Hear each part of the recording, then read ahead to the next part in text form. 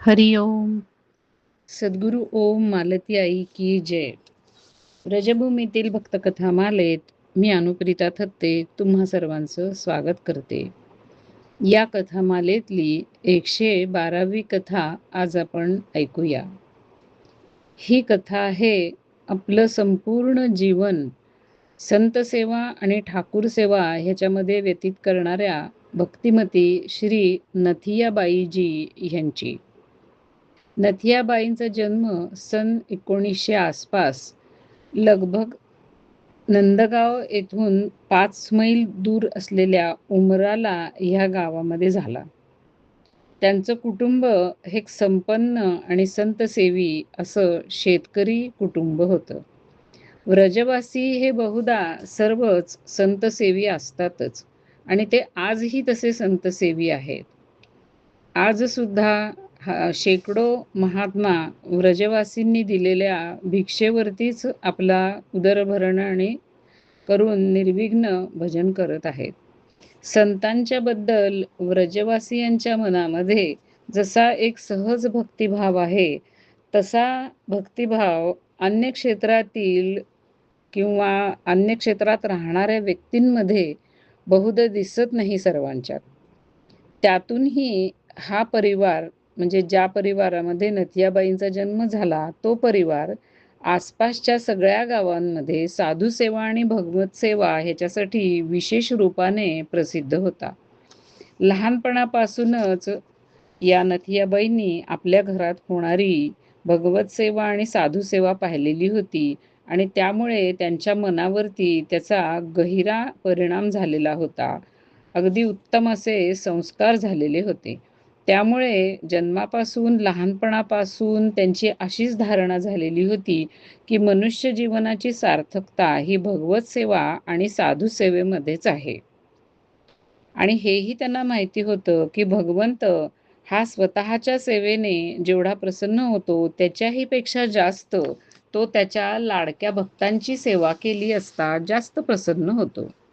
साधू समागम हा त्यांच्या घरी नित्यच होत असे, त्यामुळे साधू सहवास त्यांना खूप मिळत असे.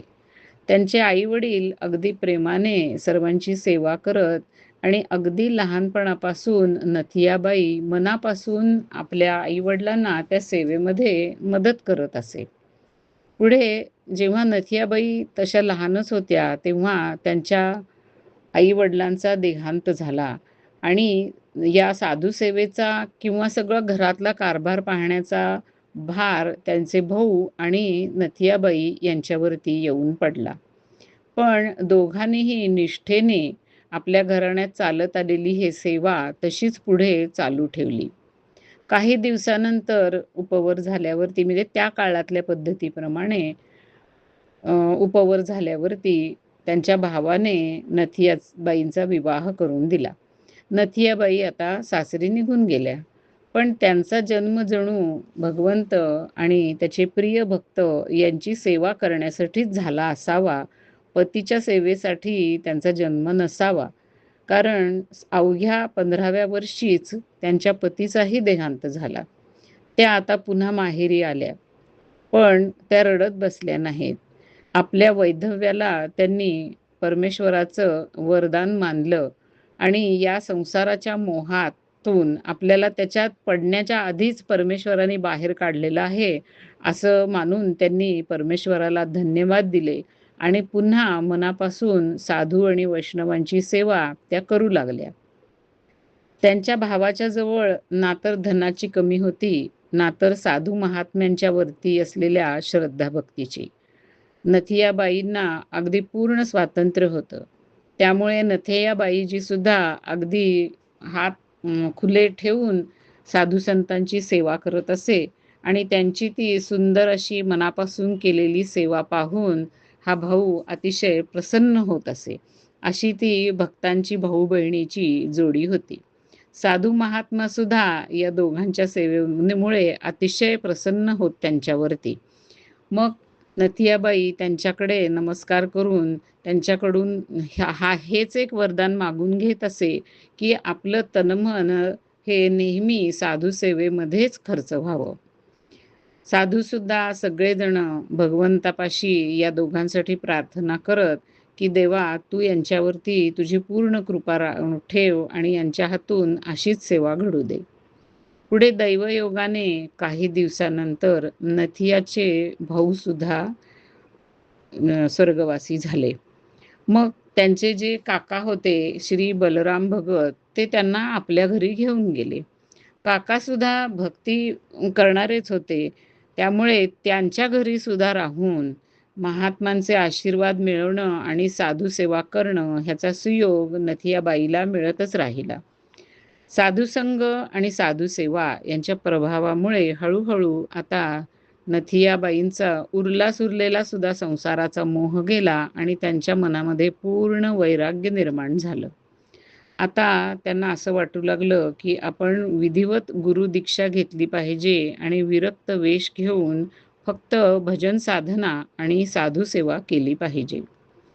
त्यांच्या भाग्याने त्याच सुमारास चौमुहा या गावातील श्री राधामोहनजी या मंदिरातले विष्णुस्वामी संप्रदायाचे परम विरक्त आणि भजनशील असे संत बाबा रामरतनदासजी हे उमराला ह्या गावामध्ये आले. नथियाने त्यांच्याकडूनच दीक्षा घेतली आणि विरक्त वेशही घेतला आणि आपली परमार्थ मार्गावरची यात्रा तिने सुरू केली.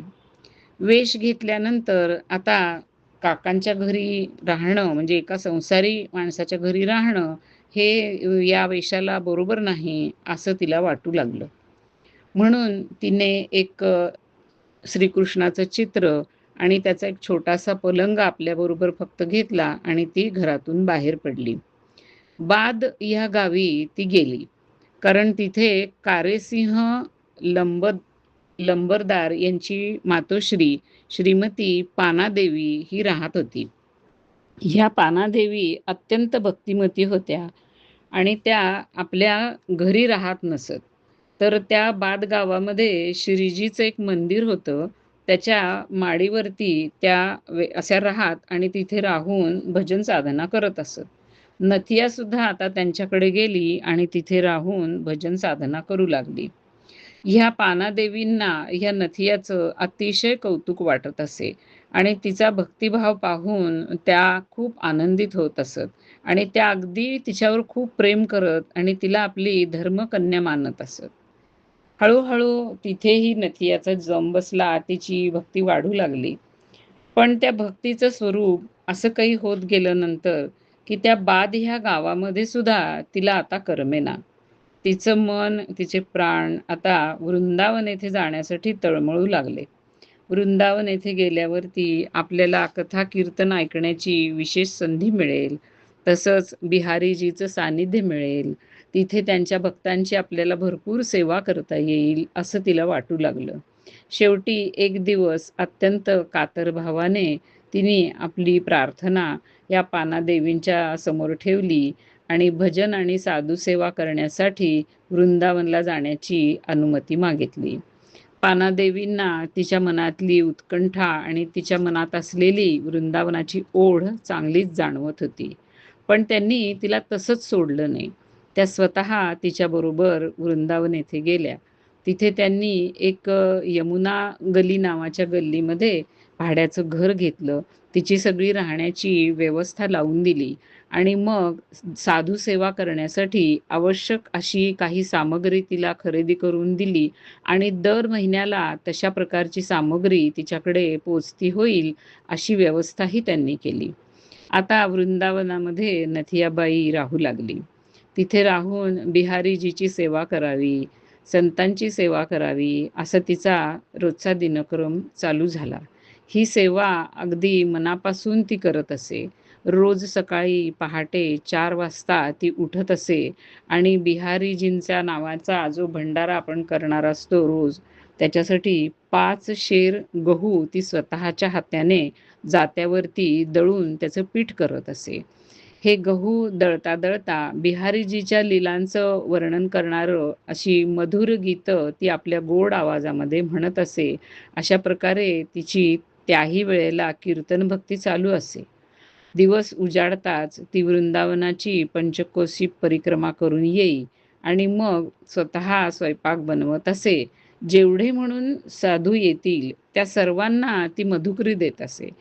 एखाद्याला जर नुसती मधुकरी नको असेल, त्याला तिथे पोटभर बाकी सगळं खिचडी किंवा जे काही भाजी वगैरे असेल त्याच्यासह जर जेवण करायचं असेल, तर ती अगदी आनंदाने त्याला तसं जेवायला घालत असे.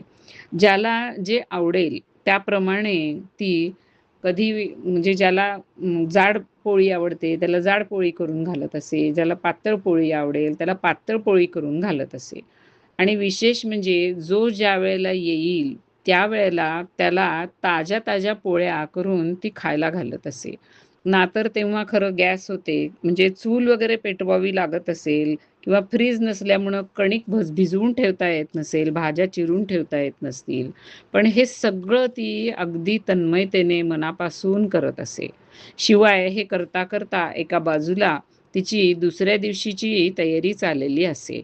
दुसऱ्या दिवशी पुन्हा 5 शेर गहू दळायचे असत. तर ते सगळे गहू ती चांगले पाखडून आणि त्यातलं सगळं खडा वगैरे काढून दुसऱ्या दिवशी सकाळी दळायला असे तयार करून ठेवत असे. संध्याकाळ झाली की ती कथा-कीर्तन ऐकायला जात असे किंवा रासलीला पाहायला जात असे. ती 2 वेळेला बिहारीजींच्या देवळामध्ये दर्शन घ्यायला जात असे आणि अशा प्रकारे सगळा तिचा वेळ हा साधू सेवा आणि भगवत सेवा ह्याच्यामध्ये व्यतीत होत असे आणि तिच्या दृष्टीने तिच्या आयुष्यामध्ये हीच उपासना होती. म्हणजे भजन त्याचं करणं आणि सेवा करत करत त्याचं नाम घेणं हीच त्याच्या साधनेचा प्रकार होता. या तिच्या निरलस आणि अत्यंत प्रेमाने मनापासून केलेल्या साधू सेवेचा सगळीकडे खूप गवगवा झाला. त्यामुळे साधू समाजामध्ये आणि सेवाभावी अशा भक्तांमध्ये तिच्या सेवेबद्दल नेहमीच प्रशंसा होत असे आणि तिचं नाव वारंवार ते लोक घेत असत. मोठे-मोठे संत सुद्धा तिच्या माधुकरीच्या लोभाने तिच्याकडे येऊ लागले. गौरांगदास बाबाजी, श्री प्रिया शरण बाबाजी, श्री हरी बाबाजी, श्री उडिया बाबाजी, श्री बालकृष्णदास बाबाजी असे अनेक मोठे-मोठे संत तिच्याकडून तिच्या हातची पवित्र मधुकरी घेण्यासाठी अगदी आवर्जून जात असत. जो कोणी साधू वृंदावनामध्ये नवीन येईल त्याला या भक्तिमती नथियाबाईजीचे बद्दल ऐकायला मिळे आणि तो न चुकता तिच्याकडे येऊन मधुकरी घेऊन जात असे. शिवाय एखाद्याला जर जमत नसेल म्हणजे सगळेजण साधू तिच्याकडे येत मधुकरी मागायला असं नाही. कारण काही लोकांचा 3च घरं, 5च घरं मागण्याचा जो नियम असतो, ते आसपासच्या भागामध्येच साधू मधुकरी मागत असत. पण कधी-कधी असं होई, की त्यांना मधुकरी मिळत नसे गावामध्ये. मग अशा व्यक्तींसाठी हमखास मधुकरी मिळण्याचं ठिकाण म्हणजे या नथीबाईजींचा घर. त्यामुळे तिचा भंडारा हा सदैव चालूच असे. आता साधू संत तिच्याकडे येत, हे तर झालंच. पण असे अनेक श्रद्धाळू, सेठ, सावकार असे श्रीमंत लोक होते, की जे अत्यंत भक्तिमान होते, दानी होते. तर ते सुद्धा मधुकरीसाठी हिच्याकडे येत असत.